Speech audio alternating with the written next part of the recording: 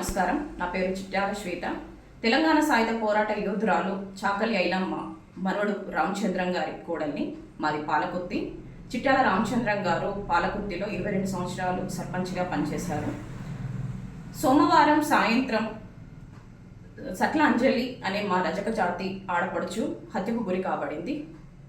ఆమె చాలా కార్యక్రమాల్లో కళాకారిణిగా పాల్గొన్న సందర్భాలు ఉన్నవి. ఆమె ఈరోజు మా మధ్య లేకపోవడం చాలా బాధాకరము. అయితే ఈ విషయంలో చాలామంది ప్రింట్ మీడియా, ఎలక్ట్రానిక్ మీడియా, అలాగే సోషల్ మీడియాలో ఒక దుష్ప్రచారం వస్తుంది. ఆమె చాకలి ఐలమ్మ ముని మనవరాలు అని.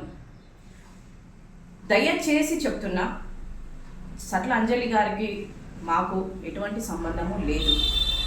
ఐలమ్మ కుటుంబానికి కానీ సట్ల అంజలికి ఎటువంటి సంబంధం లేదు. ఆమె ఐలమ్మ ముని మనవరాలు కాదు.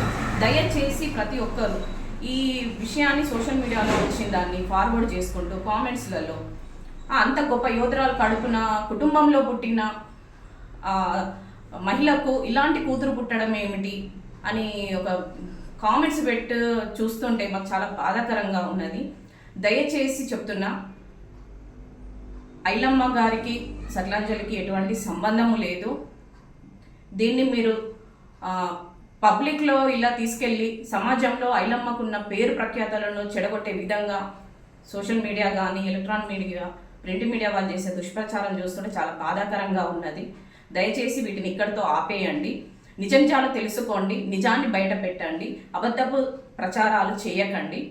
అలాగే సట్ల అంజలి గారి ఆత్మశాంతి జరగాలని భగవంతుణ్ణి ప్రార్థిస్తున్నాను.